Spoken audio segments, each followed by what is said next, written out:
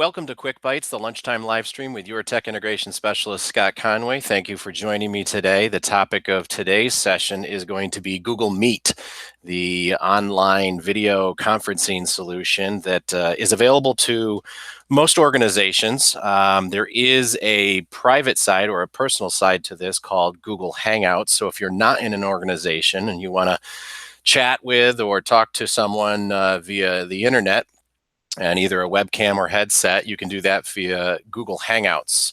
But if you're in an organization and you have the option to teleconference or video conference with someone, Google Meets is a great way to do that. I know there are several other platforms out there right now that are getting a lot of social media and media attention, but there are some security concerns and privacy concerns that go along with those platforms. That are not necessarily the same as if you were to work in Google Meet. So I think the safest bet right now is that everyone in an organizational setting that has Google Apps as a platform, the Google Meet is probably the place to do that. So I'm going to walk you through the Google Meet tool today, from setting it up to using it and some of the tools built in to kind of help facilitate that. As always, I have the link at the top of the screen here to pose a question during the demonstration, and I'll try to get to those questions before we end this session out.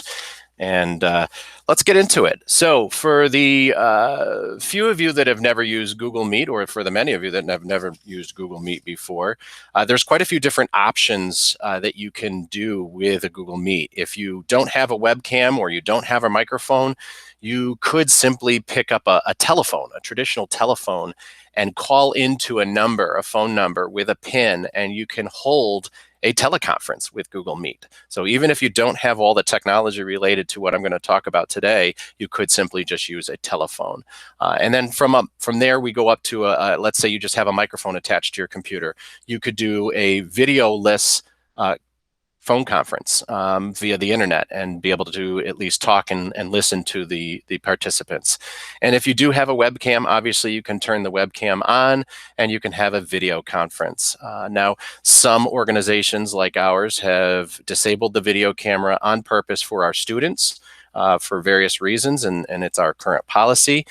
So if you're in a video conference with students, their screens will show up blank, or they'll have their little profile image or a letter symbolizing their last name as their image. You just won't see the webcam. But you will be able to interact with them via voice during that session. So there's a couple different ways to begin a session. The first way is from Calendar. And you can see that I've pulled up my calendar here. I'm going to double click and create a new live session, demo Meet. I can even give this a specific time during the day if I'd like, but just to kind of quickly show you how this works is under Add Conferencing, you're just going to check Hangout Meet. And down below, you can see that it has a Join Hangouts Meet. Now, if you chose to add guests to this, the invitation would go via Google Calendar directly to those people, and they would be able to click and join the Hangout right from the calendar event. You can also see down below that there is a Meet ID or string here, a web ID that you could, or a web URL, excuse me, that you could literally copy and paste into an email. You could post it to your Google Classroom. You could post it on a website. And that too would give people access.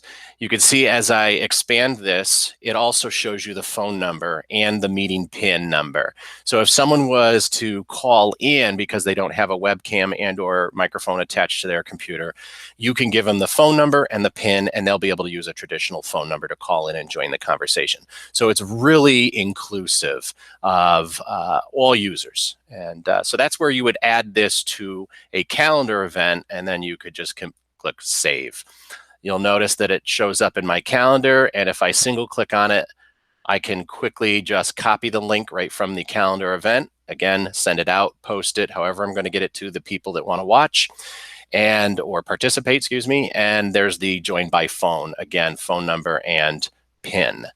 I do have another option, and that is to go open a new tab, go to the waffle icon, the More Apps, the Apps Launcher, come down to Meet. And when I click on Meet, you can see that I have a couple here that I might be able to start. I'll pull up my demo Meet. You see that it's automatically there. Now that came from the calendar event. So I could click on that one because I already have it set, or I could just click to start a new Meet. And as I click continue, you'll see that it's going to pop up. Now you're going to see me on my video. Hi, everybody. Glad to see you. If you don't want to display your video camera in this situation, there are two buttons down at the bottom. I would suggest you leave your microphone on, but you can disable your camera and turn it off. So now all that they can interface with is voice. So we're chatting here. And so from this, I can check a few options right away before I even join this, because as of right now, I'm still not in the live meet setting. I can go into settings under three dots, and I can make sure that my microphone is turned on. And as I speak, you can see these three little lines moving. That indicates that the microphone is picking up that sound. I could also click the test button here for my speakers to make sure that my headset is also receiving that. And I'll get a little tone to indicate that it's working. On the video tab, you can see that you have the ability to select a webcam. It does say that it's off, but if you have one, you can select that. If you have multiple, you'll have to pick one of your webcams. And if there's no camera detected, which it'll say that, it means that you don't have a camera attached to the computer. If you are sending out video, you are going to have your camera on. You might want to consider the resolution under the send resolution. So that's what you're sending out. You have two choices.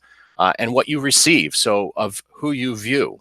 You can do audio only, which disables the cameras coming in, or you can change your definition there.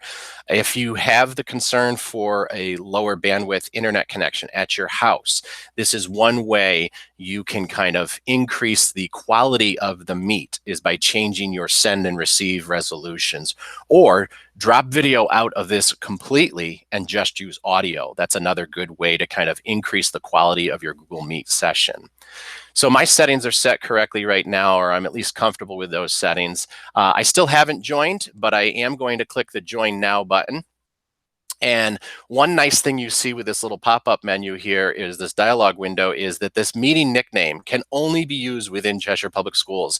This is one of those reasons why we promote Google Meet, is that it is kind of set aside for our district in this regard. It's within our domain.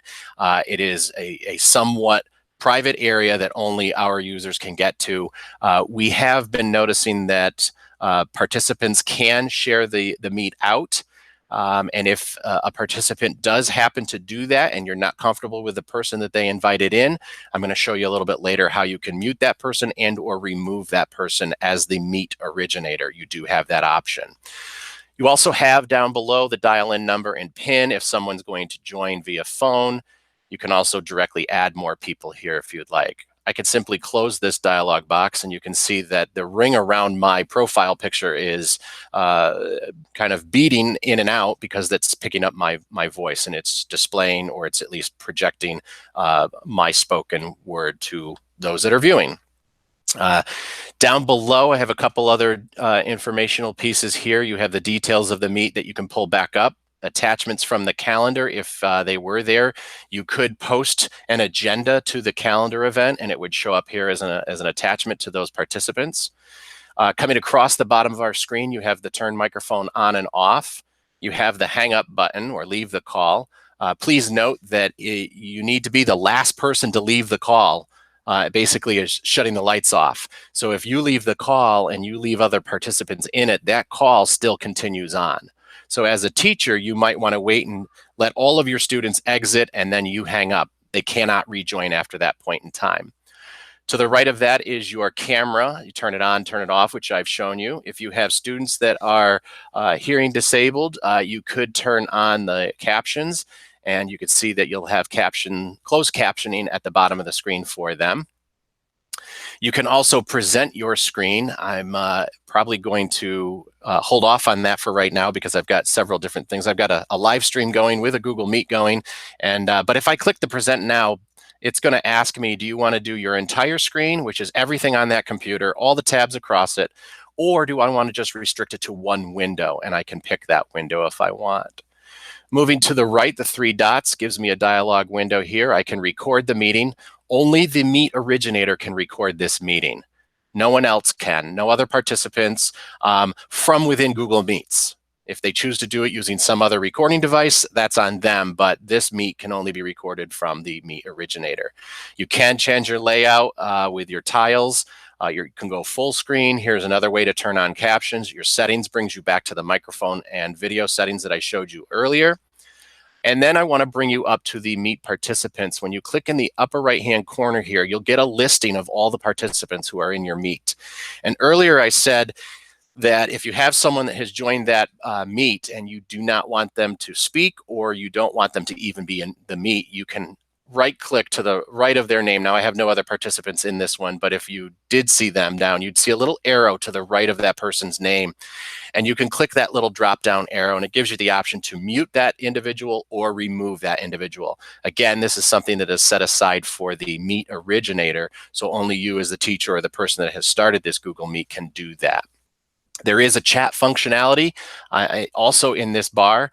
That might be a nice way to have people participate, and instead of everyone kind of trying to talk at once, maybe have the students or other participants post a question here during your chat or your Meet, and then you could come back and you can answer those questions one at a time, so that it's a little bit more orderly of a meeting. And then you can close that dialog box out here by clicking back on that on your main screen. So that is Google Meet. It's intended to be a way to kind of reach out and communicate with people. Again, you have the option of doing a teleconference only if people are limited by their resources. You can do voice chats or sessions, and you can go all the way up to a webcam if you choose to use that and turn that on. And if you're comfortable enough doing that, it might be a nice little thing for a way to reach out to your students at this point in time. It might be nice for them to see that. Please know that you can initiate this session from your calendar, or you can initiate this from meet.google.com directly. And again, if you're looking for a solution for yourself privately, personally, between family and friends, Google Hangouts is a great way to do that. But this Google Meet, again, works only in an organizational setting, and right now it is the one that we are promoting due to safety and security concerns. I've got one question, it looks like, and I know we're coming up to the end of our time. Yeah, so as of right now, the question really is specific to a grade level, but Google Meet is available to pretty much every user in our district. The caveat to that is students are not able to start a Meet. They can only join a Meet. So the teacher or the staff member still has to be the person to originate the Meet. But then as long as the user has the link to that Meet, they will be able to join that Meet. So that's all the student can do right now, is join a Meet.